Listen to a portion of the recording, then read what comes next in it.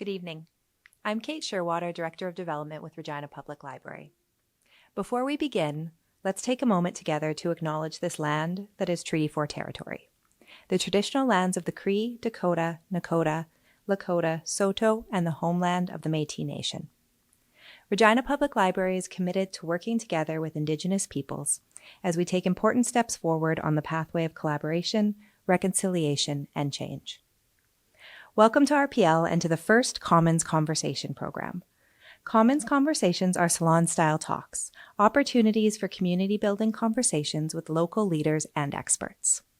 This evening, we are thrilled to host Justin Lee of Buckets and Borders, a nonprofit making positive change in Regina through community building and basketball. The conversation will be filmed and moderated by Victor Roman of the South Saskatchewan Community Foundation. Now, I'll turn it over to Victor and Justin. We hope you enjoy the evening. Right on. Yeah, well, very excited to be here for the first of this event and podcast with Vic and the library. My name is Justin Lee. I'm the co-founder of Buckets and Borders and the general manager at Path Cowork. And a large part of my personal mandate is focusing on the community and bringing people together. So with Buckets and Borders, the objective of this presentation will really be to talk about the story of how we became a nonprofit organization and the work and the purpose of the work and our mandate that we do here in Regina and on a national level. So I have a bit of a presentation that I'll go through to help me with kind of the cues here. But I'll start by just going through our mission and our vision, and then talking a little bit about some of our objectives and then the different kind of pillars of our organization. So first, to kind of start, so Buckets and Borders was officially incorporated as a nonprofit organization in 2020, but we started in about 2015 as a fun side project with the purpose of playing basketball in as many countries as we could around the world and meeting people through the game. And that kind of changed from when we started to where we are now. But the whole kind of purpose was my brother and I would backpack around the world and try to find different courts wherever we go. And we would document our experiences through photography and journalism, and eventually built the brand called Buckets and Borders, which started slapping stickers up on backboards, and then eventually turned into a blog and later the nonprofit organization. So I'd say kind of the foundation of Buckets and Borders is really based off of that kind of experience of traveling the world, and that, you know, we had so many experiences where we didn't speak the same language, we had totally different backgrounds, but basketball was an avenue for us to communicate, to connect, and that's ultimately what Buckets and Borders is about. It's really about celebrating, you know, the connection that basketball and sport in general is able to give people, but it also celebrates everything about basketball that we love through our brand, which is sneakers and music and street ball and all that type of stuff. So with that, we've kind of taken that and turned into a nonprofit organization, and our official mandate is to improve communities and bring people together through basketball. And we do that in a variety of different ways. And I'll go over our core pillars in a few minutes here, but mainly through court restorations, community engagement, and storytelling. So some of our organizational objectives, which really go back to what I'd already mentioned, but, you know, for us, we grew up in the basketball community in Regina, and it played a significant role in myself, my brothers, and our friend group's lives. And we really wanted to do something for Regina to give back to the community. And ultimately, a big goal of ours is to grow basketball in Regina, but also across the nation. And I think for us, you know, even within our logo is representative of all the countries that we've been to and continue to travel to, and really celebrating people's cultures and making basketball not only one of the most accessible games, but one of the most inclusive games, which it already really is. And I think that's one of the most beautiful things about basketball is, you know, if you look at the people who play basketball, if you look at the stories that come out of basketball on a national, international level, it really is just such a beautiful game that is so inclusive and accessible comparative to some other sports. So as I mentioned, we have 3 kind of different core avenues that we focus on. So the first and kind of foremost, and really how we came to be, is restoring outdoor basketball courts. So we restore outdoor basketball courts in a variety of different ways, I guess, but everything from new asphalt to rims, backboards, lighting. And then on every single court, we complete a full-scale mural on top of each court. And that's been something that's really, really important for us, and our mandate is creating these colorful, impactful spaces that are inviting to people. And what we've found is these courts are, predominantly used for basketball, but they are also places where people connect with one another, also play, other sports, or are involved with, just families coming to do a barbecue and things like that. So the court you see in the bottom right there, that court is called the Cage. So that was our first court that we completed in Regina, and was really the purpose that we incorporated as a non-profit organization. So that was part of a project called the Lakeview Project, which was an $85,000 project that we completed in the summer of 2021. So that's kind of what got us started, and we continue to do more courts. So this year we just completed a court, or a project called Project Pick and Roll.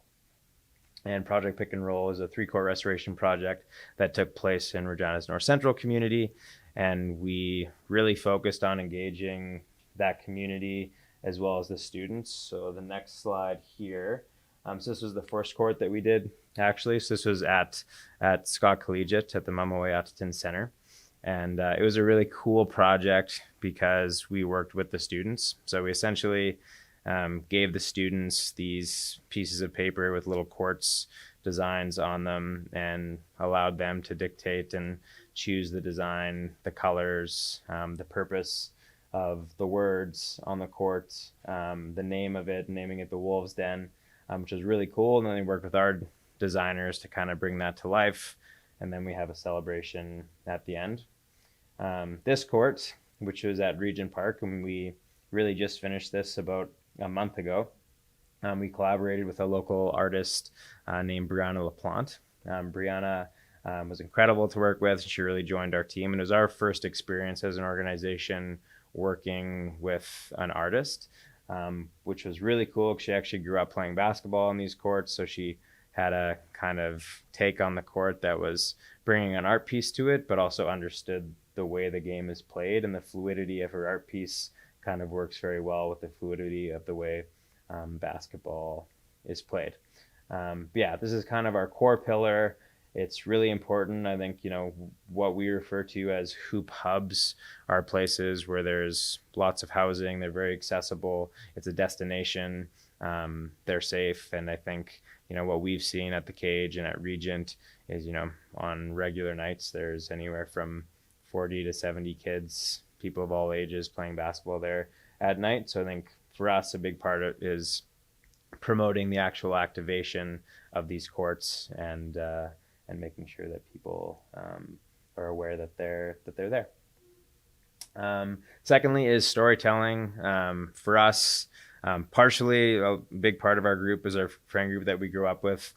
Just kind of by chance ended up being a bunch of individuals that were really interested in marketing and branding growing up. So for us, naturally, we started with Buckets and Borders by documenting the courts and the people of the world, and then now a big pillar of every single project we do is telling the story of the community that is surrounding the courts, what basketball means to that specific community, to us as a team, and the individuals that play a big role in that. So we actually completed our first full-scale documentary. It was a 3-part docu-series last year, and it focused on the basketball culture around Saskatchewan, which is a really cool project.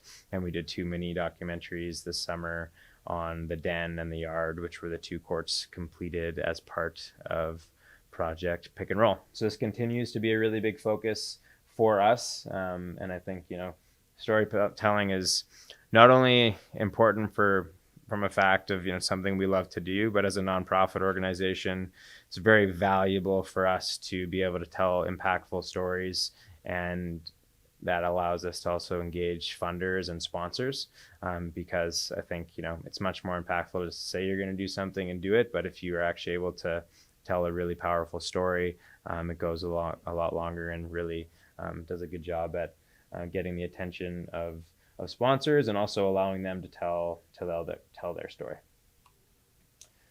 So the final piece, and I'd say a piece that is kind of the foundation and connects through all of our pillars, is community engagement. And I think the example of the students with Scott, and in every project that we do, is really involving the community. And if it's a court, the artwork on that court should be representative of that community. It should be something that community wants, and really making sure that whether that's information sessions or involving people with the artwork or hosting kids camps, things like that are all really, really important for us, and something that we continue to do with every project that we look at. One example of a different project that we launched last year is called Ball for All. The objective is to get basketballs in kids' hands across the nation. Right now, we're just starting in Saskatchewan, so we partnered up with Canada Basketball Saskatchewan, and Living Skies Indigenous Basketball League, and we raised about $15,000 and bought about 1,250 basketballs. So right now, we've distributed about half of those, and we have various different partners, whether that's Living Skies or Regina Open Door Society, Scott Collegiate, and a handful of other different groups in high schools and things like that. But it's a really cool program for us that, it's one of those things that, having courts are great, but even through some of the community engagement we've done is, some of these kids and youth don't actually have access to basketballs and things of that nature. So, the basketball itself means so much to us as an organization. It's the heartbeat of the game and what we do. So it's been kind of a fun community engagement project that we've tacked on over the last year. And then finally, I think, this does kind of connect back into community engagement, but hosting events and grand openings. So every court that we do, we have a grand opening that kicks off with free kid programming. Kids get free basketballs. And then we have really an event that celebrates all the pieces of the basketball culture that we love. So most recently, at the Yard opening, we opened with a powwow performance. We had a slam dunk competition. We had barbershops, merch tents, all those things, and shooting competitions. And it's really supposed to be a day to celebrate everything that basketball does and what this really court and place is supposed to represent in the community, which is an inclusive space and a place for people to come together. So I think that is pretty much it. I think Vic can probably ask me some questions that are more valuable, but at the end of the day, we're just an organization and a group of friends who came together in Regina and wanted to give back to a community that has done a lot for us, and we're pretty fortunate to be taking it to a national level now. All right. Well, thanks a lot, Justin. First off, I guess I'll do a little intro. I know Kate mentioned at the beginning, I'm Victor Roman with the South Saskatchewan Community Foundation. And first, I want to thank RPL for putting this on and inviting myself to be part of this with Justin.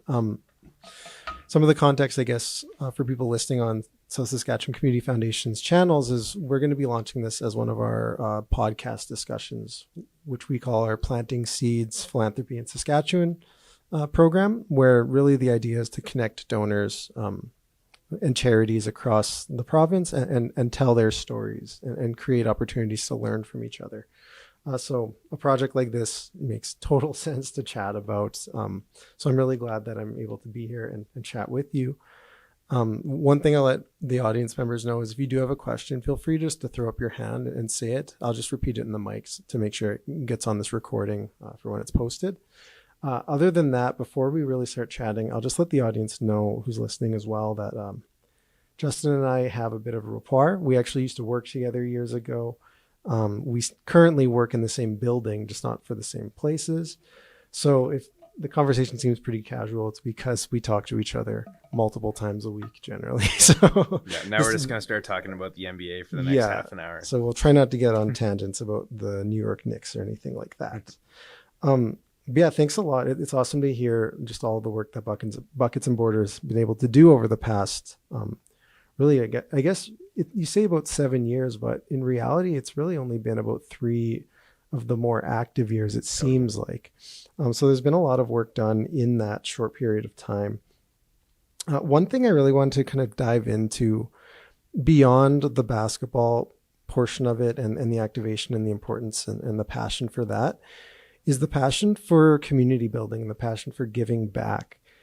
And when you look at yourself, because it's one thing to love basketball and to enjoy it and want to share it with people, but this idea of creating community with people and more of the charitable aspect of it, like where do your roots come from personally and perhaps with the group from that? Is that something you grew up with family? Are there moments in your life that you can remember like where giving back became important to you? Yeah, great question. I think from a young age, definitely I was in a family that we did a lot of volunteering. A lot of that volunteering revolved around the basketball world for us, whether that was coaching or, helping out at different sporting events like the Canada Games and things like that. But I think I have a twin brother and the two of us kind of started to do quite a bit of volunteer work when we were younger, whether that was the food bank or, again, basketball related things. It was just an activity that we enjoyed. And I think whether it was at school or with basketball, I think like the team component of community work is always something that I've really enjoyed, and that carries on into my professional career. And that, it's pretty impactful to be able to have a vision to impact a community and do it with the team and then see the actual results in the people that you affect. And I think I was able to see that from a few different experiences growing up, and fortunate enough to have a group of friends and family that share the same values to help bring this project to life. That's great. Look, thinking back to those memories too as a child when you would have been exposed to like volunteering or doing that work for the first time, do you have any memories of things that would have stood out, or maybe the way you felt kind of young as a child doing that with your family? Good question. Yeah, I wanted you to think back further. Yeah, you didn't send any of these to me before. I did not. No. Yeah, I think for me, I started coaching basketball teams and inner city basketball teams when I was like young, when I was in like grade 7 or 8. And then in high school, I'd coached that level of teams. And I probably when I was in grade 12 more so really had like my first experience of like managing the whole kind of experience and coaching. And I'd say, a couple of these kids that I just built relationships with. And I've always said this to date, like if we can impact one kid in any project that we do, that it's kind of worth it. So yeah, I remember specifically a couple of kids that got, quite involved with and gave them basketballs and things like that. And just the smiles on their face and, the fact that they loved basketball for many years after that, I think for me is like kind of why we do it. That totally makes sense. And I just have a fun, when you talk about that impacting one person, it's really interesting because, I used to, when you guys did the court over at the Scott Collegiate, my son used to go to the Mama Way at T10 Center for his daycare. And every morning when we'd walk in, pretty much every morning, let's say every morning, we'd walk in and you'd have to walk by the basketball courts and it'd be like 7:30 to 8 in the morning. And there was this one kid in there playing basketball every single day, just shooting hoops and shooting hoops and shooting hoops. And he'd be like sweating buckets. So that he'd gotten there as early as he could and he'd just been doing it. And then when you guys released the video and I saw some of the news coverage, I saw that kid working on that court, talking, I believe he was talking to the news, and you could just like see the passion in his eyes and in his heart. Totally. And that was that moment where I was like, I know that kid's life has changed. Yeah, he that is a student that became His name's Malachi, and he became really close to our team. And that's exactly just like that one kid. Now we're buddies. We go shoot hoops. On a regular basis, and he's interested in community work now and all that stuff. So that's kind of the exact reason why we do it. Well, it's exactly right. It's building. It's not only like building a basketball court, which I think some people might look at it and say, oh, well, they're building basketball courts. Well, it's like the reality is that's the object, but the outcome is something much more than that. It's building culture. It's building purpose for people who are using those courts. It's also building a sense that the community cares for those people. So I know you talked about, for example, the North Central community getting some of these courts, and that is a community that oftentimes hasn't historically gotten the nicest things. Recently, there's been nicer things like these courts, like the new center that's there. You're starting to see the community be built there in a more meaningful way. And it's nice, I guess it's just more of a comment. It's nice to see these sort of initiatives happen there because it's just those simple things, but they can live there for so many years, and it becomes something that everybody can do for free and everybody can use as a safe space in order to grow. And one of the things I wanted to mention too, that I thought you could talk about a little bit, is the accessibility of basketball, because there are some sports where there's more of a barrier to entry. Like hockey, you need a lot of equipment, and you also need to know how to skate, and you need access to a hockey rink, which isn't always a realistic thing year round. But with basketball, you just need a ball. Right. So from your experience, like how important is that to the ability for people to actually participate? Yeah, I think that's one of like the coolest things about basketball is that like, even if you don't have a real hoop, like but you have a ball, you can figure out a way to play in some capacity. I think like that's what we saw traveling around the world, is that, there's so many different ways you can play the game. And once you have a ball, obviously having shoes and things like that are great, but like you really don't need them. I think there's a reason why basketball is one of the fastest growing sports in Canada. I think back to my point about like the inclusivity of basketball, I think that plays a big role in its accessibility as well, because it is a very welcoming sport. It's easy to play. From a, not necessarily easy to play the game, but easy to get involved, and, not have to have major expenditures like hockey. Yeah. And it's interesting too, and this is we won't go into the NBA route too much, but one of the things that like anybody that watches the NBA would notice, especially like this decade compared to the last, is just the influx of international players and prominent international players in the league is just booming. Totally. And the reality of basketball is it has been growing as an international game for decades. So what is interesting with that, it reminds me a bit of like how soccer is today, is kind of where basketball is going. It's that thing that is really accessible, especially for newcomers to communities like ours, to just pick up and play. Totally. So I can see, and we see like soccer is growing in this community specifically. You see it all the time, and it's nice to see basketball be able to do that as well. Totally. And for kids that maybe don't want to play the one sport, they've got the other one, or they've got both. And it is, again, just something that not only for people that grow up here all the time, but for people that are maybe new here that love basketball wherever they came from, that they have those safe spaces to play. Totally. Did you have your hand up? Yes. So a couple interesting. Well, just to make sure it's on the recording too. So I'm just kind of paraphrase. I think the question was: is the programming kind of like a camp? Is it something that's accessible all the time? And are First Nations kids utilizing the resources? Would that be a fair way to? Perfect. Yeah. So firstly, we don't focus on programming, so we don't run camps ourselves. We have a lot of partners who run camps. So when we complete a court, we host a grand opening, and that'll be the day in the summer that we do have some free kids programming. And we usually partner with the Cougars at the U of R, and they'll come host as coaches for the kids. And then after that, it's kind of a public space that anybody can access.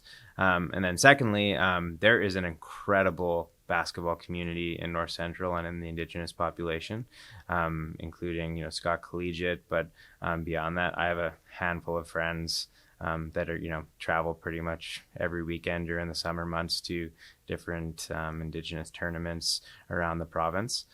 So I'd actually say that it's one of the most prevalent sports today in the North Central community, specifically at Scott and even Albert School and some of those other smaller schools.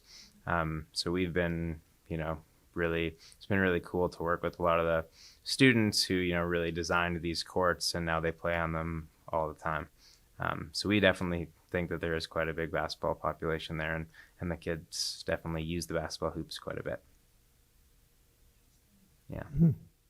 And I'll even just chip in, because I went to Scott every morning and every afternoon, and those courts were always used after school. At least last year I can speak to that specifically. So it was nice to see that. With actually you just kind of hinted to this, the idea of like involving students not only in not only in the celebration, but actually in the designs themselves, and having their voice, and like, what is this going to look like? How is it going to feel? That's obviously one of the ways you help drive engagement. But when you're looking at, securing funding for this and trying to bring volunteers on board, whether they be from the schools or from somewhere else, how do you drive that engagement to get people excited to, whether it be open their wallets, whether it be give their time, both, or even just be advocates of the project? Totally. So I think the way that we kind of set up our project campaign on the fundraising side is really the first step is usually figuring out the court. And then the next step is what is the narrative and the story that we're going to tell. So a big part of, the Scott Collegiate Courts, we're like, partnering with them and NFHQ developments, and, really figuring out, who is going to be involved with this, and then, communicating to our sponsors that, these students are going to be involved, or this artist is going to be involved. And then, it's that much more enticing for the sponsors to see that there's actual community engagement taking place, and not just a basketball court kind of popping up out of nowhere. That makes sense. And along those lines, like, they designed that court specifically to say, I can do all things. What's the story behind that? So the student that you were talking about, actually, Malachi Scobie, he was super involved with the project, and it's kind of his mantra. And we, on the back of the page, we had a bunch of different questions on what you wanted the court to represent, and he had said that, and a bunch of the other students thought it was really cool. And then the next design rendition, we added that, which it's also something that Steph Curry says. Oh, is it? He's a big Steph Curry fan. That's interesting. I didn't realize the last piece. I thought, because just for context to you, the Mamawea Titan Center, where it's located, means let's be all together, as a more literal translation. So when I read that I can do all things, it kind of had the same sort of feeling as let's be all together. Yeah. So it's interesting the way that came to be. Totally. No, that's great. I only have a couple more questions for you, really. And one of the ones that I'm just curious about is, this is still a pretty young initiative, and I'm sure you've got tons of plans, and I'm just wondering, like, where do you see this going? Like, if you're to fast forward 5 years, what does this look like in your mind based on what you're doing today? I'd say that, like, we're definitely ambitious and wanting to grow the organization, and our goal would be to be a national organization, and we intend to next year do courts hopefully in Toronto and Winnipeg, and then in 5 years we'd love to be in multiple provinces and be doing multiple courts per year, and continuing to tell the story of Canada basketball, but also get on an international level at some point would be something we would love to do. That would be great. It would be great to see these in every community you can possibly go to. Yes. So, just a fun little note maybe to end it on is I actually remember, so Justin and I used to work together, as I mentioned. And I remember the day, and I don't know how early in the project it was, but I remember you coming up to me and saying, like, showing me this little logo, and you're like, hey, Vic, what do you think about this? And I really liked it. I think it's still the version you're using today, but it's nice. I like the inclusive message behind the branding. Yeah. And branding, as we both would know, is really, it's not just what it looks like, it's what it lives and breathes and the purpose of it. And it really captures that purpose of bringing people together and creating something really multicultural when you look at it ultimately for what you're trying to do and expand it across, like you said, internationally. So it's really cool to see that grow and its roots be here. And I'm really excited to see what it does for our community going forward. Cool. Well, thank you very much, Vic. And Yeah. a couple other questions. Yes. One more question. So we did a call for artists. So we did it on our social media channels and on our website. And we had about 10 different artists submit their applications. So we had a PDF format that essentially had, the different criteria. It was a paid role. And then a handful of artists submitted their project, and the artists that we chose so happened to have played basketball on those courts growing up and grew up in North Central. And it's kind of just a very serendipitous kind of luck that she ended up being the one that did it.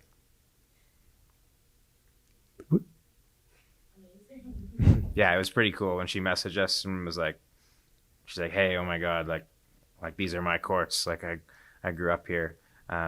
She's from Fishing Lake First Nation, but then grew up her entire life in Regina.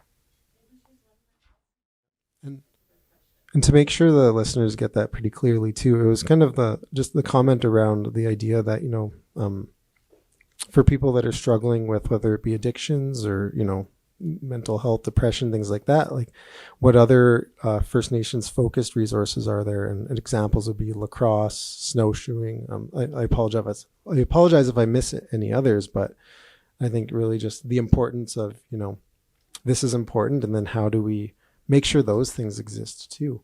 And I don't know if you have any thoughts around that.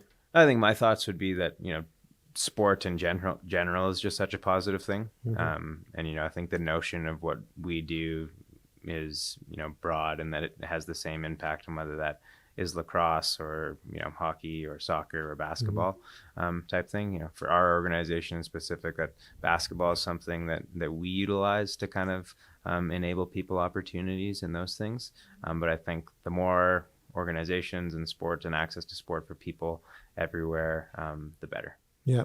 And I'll even add to that, just because like through South Saskatchewan Community Foundation, we have I'm only going to talk about this story because we've actually said it publicly. It's with one of my colleagues. And in our last annual report, she gave her story of growing up as a First Nation youth in challenging situations where she was specifically. And a lot of what she attributes to kind of creating strong hobbies and creating a strong self of herself and kind of staying out of trouble was sports. And she talked a lot about the access to like the passion she got playing, I can't remember if it was softball or baseball or both, but and just how much that really helps lift a person up. So you're right, like the importance of sports, and whether it be like sports and arts and things that people can really just like create an identity and love and passion and joy around, can literally be the difference between addictions or a healthy lifestyle or life or death, like is the reality of it. So maybe what I would add is that, yeah, this is an awesome initiative, and it would be great to see our community find this grow and grow and grow. And, starting with basketball, and then it's like, well, now that we got the courts, how do we build the infrastructure for the lacrosse? How do we have something so that like kids, no matter what, have a safe place to go where they're going to have fun and mitigate the risks that they might be running into? And I think that's what organizations like yours are kind of chipping away at in the corner and the focus area that you can. And then I can just speak to community foundations like ours, and I'm not sure if you'd be familiar with what we do, but we give funding to charities to do this sort of work, whether it be like Carmichael Outreach and programs there, or some donors will give to build like playground infrastructures, for example, or the Regina Public Library receives funding sometimes as well for things, just as examples. So all those little pockets, ideally, like all of these programs are I know for a fact there's tons of great organizations and great people doing great work across our city and our region. And my hope is that, it costs money. So people that have money, I hope that they also have the heart to realize that there's endless possibilities when those people that are both knowledgeable, talented, well, both, three things, knowledgeable, talented, and driven, are able to make those changes. And the thing I like about Buckets and Borders is it really is just like, it's that one corner of what, if we have 1,000 people all tackling these different areas, then that's what's really going to pick away and help people, vulnerable people or people in vulnerable situations find safe situations. I've seen that personally. I've seen that anecdotally through the stories that come through our foundation, and I've definitely seen it in the data. Totally agree. Yeah. Any other questions? I liked that question a lot. So if you have any other, I'd love it. So I think the comment to kind of sum up would be around, especially when you're looking at teens and youth, the issues with things like anxiety, mental health, ultimately suicide or suicidal thoughts, and having, I guess not only access to the resources, but also the motivation and the whether it be self-motivation or finding that motivation to even like use the resources to find safety, to find passion, to find comfort. I think that's a really good comment. I think that's the almost the ultimate question is how do you help someone that isn't ready for help, or how do you get to someone that is ready for help? And I'm not going to pretend to be a therapist, so I'm not going to give like the advice on that. But what I would say is that, and this is even just anecdotally, is, that's what for me kind of breaks my heart when you see people that just like, the reality is different people from different places don't start from the same starting line. So even if we're all running the same race, some people might be starting 500 meters behind. Somebody might be starting 500 meters and only have one leg. And the idea is that person can still succeed, but it's going to be way harder for them. And it's going to be way harder to not only to do it, but also to find that motivation. And that's where, again, things like this are great, like Buckets and Borders, having these courts, having infrastructure of any kind are great, because at least those things are there so that if somebody can find the passion to do something, that there's something waiting for them. The worst thing I think that can happen is if you find someone that truly wants to help themselves and then they start. And then if the first thing they run into is barriers, and then right away it's like the courage and the ability that was mustered up just to be like, okay, I'm ready, I'm going to try to get better, whatever getting better is. If you feel like you get knocked down right away, it's going to be so much harder for that person to get up. So ideally, having accessible and inclusive resources and something that person can find, whatever that is, that's welcoming to them, that's easy for them to get to, that they have a good experience with the first time is so key to success. And I'm trying to think of where I'm trying to go with this ramble exactly, but it's really tricky because, if you look at one thing, it's really easy to say, okay, we're doing this one thing, and I'll pick on basketball because that's what we're talking about today. It's okay, we're building basketball courts, but what about food security? And if you're doing food security, you can also say, oh, but what about shelter? And the reality is that it's all this giant circle of things that all need to exist together.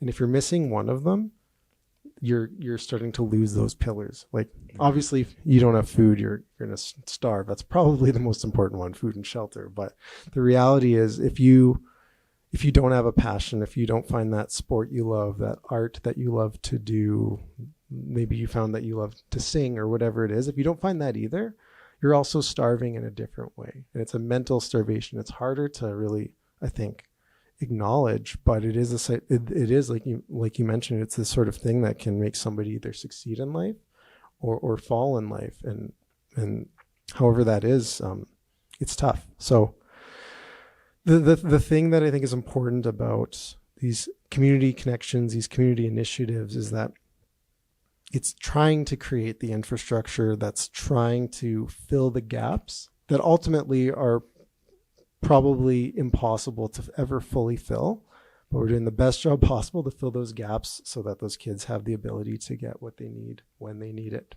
And I think that's the best we can hope for with the work that whether it be from a donor side or a nonprofit kind of boots on the ground side can hope for. Yeah, and I think for us too, it's, even if somebody can have a safe space for a couple of hours that they're happy in and they get to do something they like a basketball court, that's a pretty powerful tool as well.